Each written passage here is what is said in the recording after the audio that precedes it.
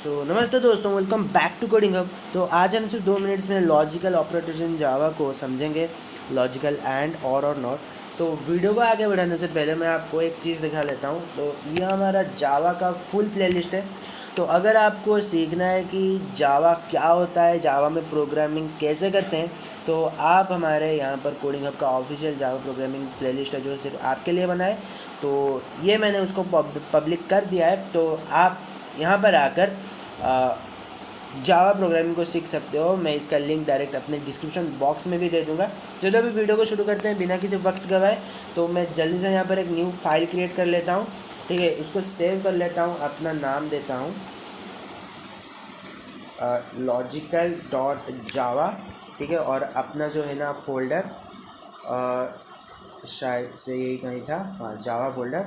तो इसमें all files करके इसको सेव कर देता हूँ, ठीक है। ये हो गया हमारा, सेव हो गया हमारा लॉजिकल ऑपरेटर का फाइल हमने बना दिया है, ठीक है। तो उससे तो पहले तो देखो ये कितने प्रकार के होते हैं लॉजिकल ऑपरेटर, बता देता हूँ यहाँ पर। लॉजिकल ऑपरेटर्स इन जावा में क्या क्या होता है।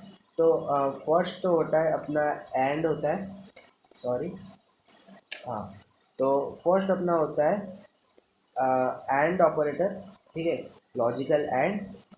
और लॉजिकल एंड के बाद अपना होता है लॉजिकल और ऑपरेटर।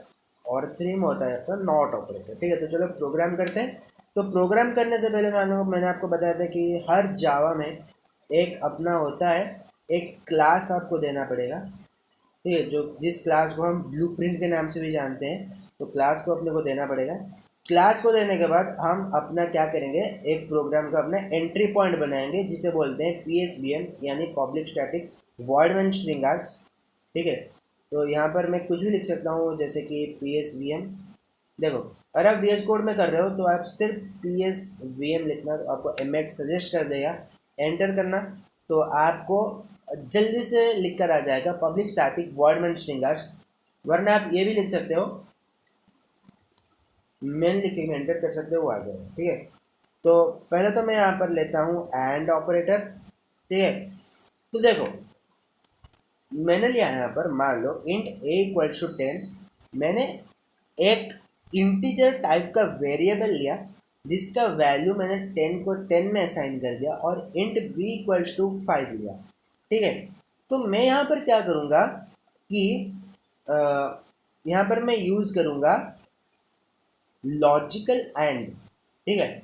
लॉजिकल एंड मैं यहाँ पर लिख देता हूँ एंड ऑपरेटर, ठीक है, एंड ऑपरेटर,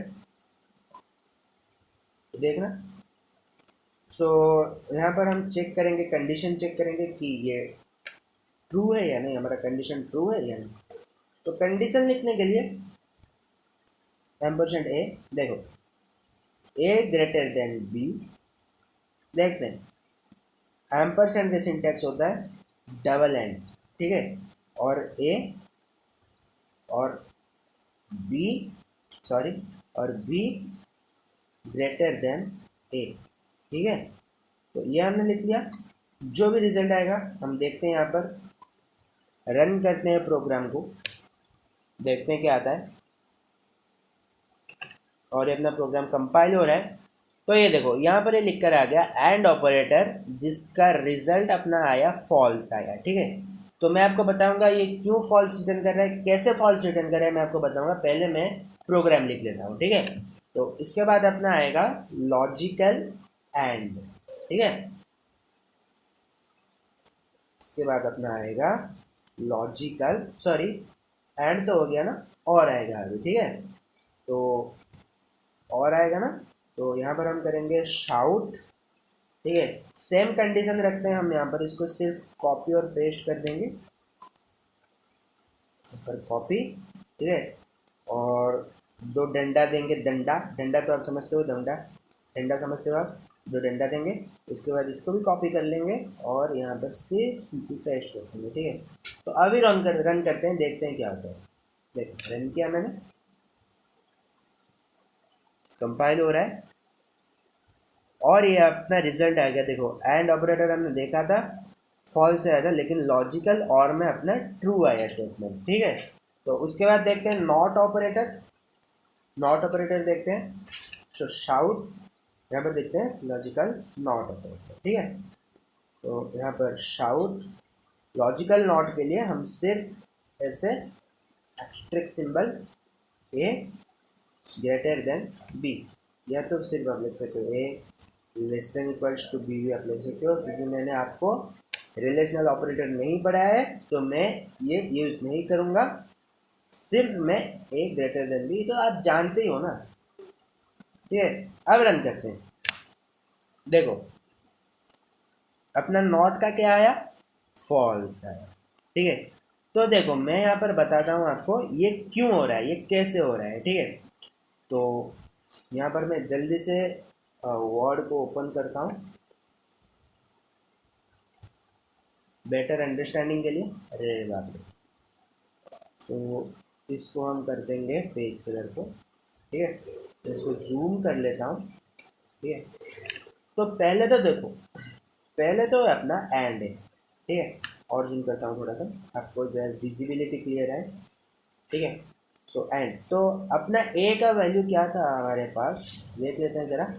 ए का वैल्यू था 10 और बी का वैल्यू था 5, ठीक है। ए का वैल्यू था 10 और बी का वैल्यू था 5, ठीक है। तो एंड में क्या होता है ना, देखो ये मेरा हो गया ए, ठीक है, और ये मेरा हो गया बी, ठीक है। तो लॉजिकल एंड में अपना जो रिजल्ट आएगा ना, लॉजिकल एंड में देखो अगर ये ट्रू, ठीक है, और ये भी ट्रू, ठीक है, सॉरी, अच्छा सॉरी, हाँ थोड़ा सा मिस्टेक हो गया, थोड़ा सा, पर इतना पढ़ा लिखे नहीं हो गया ना, इसीलिए स्पेलिंग मिस्टेक हो जाता है, लेकिन आप तो पढ़े लिखे हो ना, आपका मिस्टेक नहीं होना चाहिए, ठीक है। तो रिजल्ट भी अपना आएगा ट्रू आएगा, ठीक है। A true, b true, then result is true, ठीक है। अरे क्या हो रहा है, स्पेलिंग गड़बड़ है,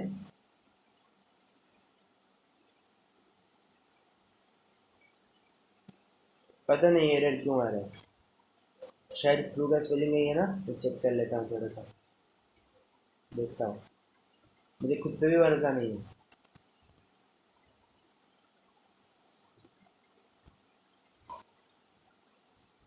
सही है यार, बेकार में से दे रहा है, छोड़ो छोड़ो छोड़ो।